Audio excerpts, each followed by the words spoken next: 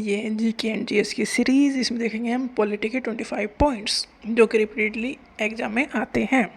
तो fundamental duties जो हैं वो आर्टिकल 51A में है, 51 में नहीं 51A में है, क्योंकि ये बाद में ऐड की गई थी, पहले नहीं थी। तो जो चीज़ें बाद में ऐड की जा रही हैं वो ऐसी ऐड की जाती हैं ABC को लगा के। तो फंडामेंटल ड्यूटीज़ को आर्टिकल मिला है आर्टिकल 51A और part 4A। Fundamental duties add की गई थी 1976 में। इसके लिए कॉन्स्टिट्यूशन में अमेंडमेंट किया गया। तो 42 नंबर का कॉन्स्टिट्यूशनल अमेंडमेंट एक्ट था ये, 1976 में किया गया, जिसके थ्रू कॉन्स्टिट्यूशन में फंडामेंटल ड्यूटीज़ ऐड की गई, जिसका आर्टिकल रखा गया 51A and part 4A of the constitution. Originally 10 fundamental duties थी, 11वीं फंडामेंटल ड्यूटी 2002 में ऐड की गई थी थ्रू 86 कॉन्स्टिट्यूशनल अमेंडमेंट एक्ट। स्वर्ण सिंह कमेटी ने रिकमेंड किया था भाई फंडामेंटल ड्यूटीज़ होनी चाहिए, क्योंकि फंडामेंटल राइट थे, फंडामेंटल ड्यूटीज़ नहीं थी, तो ड्यूटीज़ भी होनी चाहिए। तो ऐड की गई है 42 कॉन्स्टिट्यूशनल अमेंडमेंट एक्ट के थ्रू 1976 में। Constitution of India adopted fundamental duties कहाँ से? रशियन के कॉन्स्टिट्यूशन से। रशिया के कॉन्स्टिट्यूशन से हमने फंडामेंटल ड्यूटीज़ का कॉन्सेप्ट लिया। प्रेसिडेंट बनने के लिए उम्र कितनी होनी चाहिए? 35 साल, कम से कम 35 ईयर, कम से कम मिनिमम एज होनी चाहिए प्रेसिडेंट बनने के लिए जो एलिजिबल है। For the election of president elected member of both the house of the parliament, मतलब MP, इलेक्टेड MP, नॉमिनेटेड नहीं। राज्यसभा में एंड लोकसभा में, राज्यसभा में 12 मेंबर नॉमिनेटेड है, लोकसभा में 2 मेंबर नॉमिनेटेड है। उन्हें छोड़ के सारे मेंबर वोट डालेंगे प्रेसिडेंट के इलेक्शन में। और स्टेट लेजिस्लेटिव असेंबलीज, स्टेट की जो असेंबलीज है मतलब MLA हैं, वो भी वोट डालेंगे। और दिल्ली और पौंडीचेरी UT सिर्फ 2 ली गई हैं, यूनियन टेरिटरी 2 ली गई हैं। Oath to the president by the chief justice of India, president सबसे बड़े हैं कंट्री में, इन्हें ओथ दिलाएगा कौन? Chief justice of India. अगर वो नहीं है तो सीनियर मोस्ट जज of the supreme court.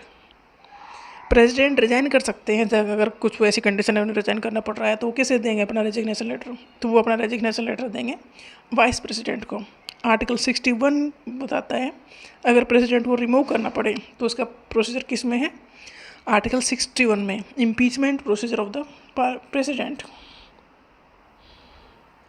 President can hold office for a term of 5 year, 5 साल के लिए ये प्रेसिडेंट बनते हैं।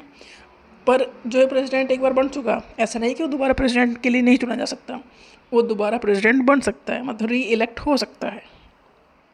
प्रेसिडेंट क्या करते हैं? राज्यसभा में 12 मेंबर को नॉमिनेट करते हैं जो कि अपने फील्ड के स्पेशलिस्ट होते हैं। जैसे लिटरेचर में कोई स्पेशलिस्ट है, कोई साइंस में है, कोई सोशल सर्विस में है, ऐसे ही डिफरेंट फील्ड के जो स्पेशलिस्ट होते हैं उसमें से 12 मेंबर्स को प्रेसिडेंट राज्यसभा में MP के तौर पर भेजते हैं।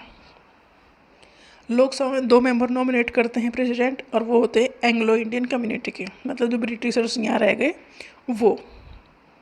Chief justice of India discharge the function of the president if both the president and vice president office are vacant, मतलब प्रेसिडेंट भी नहीं है किसी केस में, मतलब बाहर चले गए हैं, कुछ ऐसा है, वाइस प्रेसिडेंट भी नहीं है, तो उनकी जगह उनके काम करते हैं फिर चीफ जस्टिस ऑफ इंडिया। मतलब कोई भी जगह ऐसा नहीं है कि कोई नहीं है तो काम नहीं होगा। President of India administer the office of the vice president, administer the oath to the vice president, vice president को ओथ दिलाते हैं प्रेसिडेंट। वाइस प्रेसिडेंट जो राज्यसभा के चेयरमैन का भी काम करते हैं, इसलिए इन्हें कहा गया है ex officio chairman of Rajya Sabha.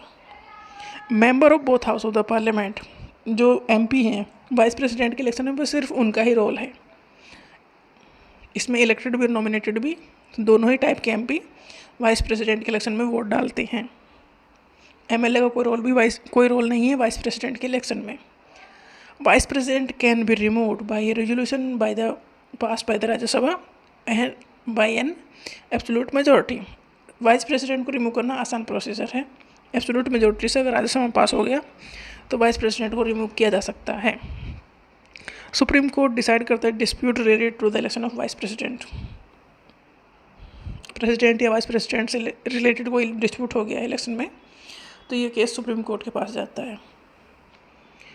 Oath to the president by chief justice of supreme court, president को ओथ दिलाते हैं chief justice of supreme court. अगर प्रेसिडेंट को रेजिग्नेशन लेटर देना है, रिजाइन करना है, तो वो अपना रेजिग्नेशन लेटर देंगे वाइस प्रेसिडेंट को। वाइस प्रेसिडेंट को ओथ दिलाते हैं प्रेसिडेंट। अगर वाइस प्रेसिडेंट को रिजाइन करना है तो वो अपना रेजिग्नेशन लेटर देंगे प्रेसिडेंट को। मतलब वाइस प्रेसिडेंट के लिए प्रेसिडेंट ही सब कुछ है। Oath to the governor of the governor by chief justice of high court.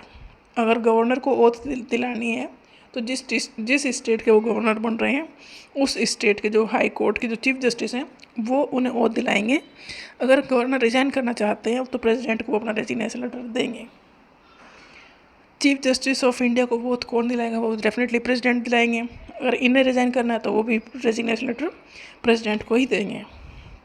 अगर प्राइम मिनिस्टर है, प्राइम मिनिस्टर को ओथ दिलाने का काम भी प्रेसिडेंट करते हैं। अगर प्राइम मिनिस्टर को रिजाइन करना है तो वो अपना रेजिग्नेशन लेटर भी प्रेसिडेंट को ही देंगे। मतलब बड़े बड़े काम प्रेसिडेंट खुद हैंडल करते हैं।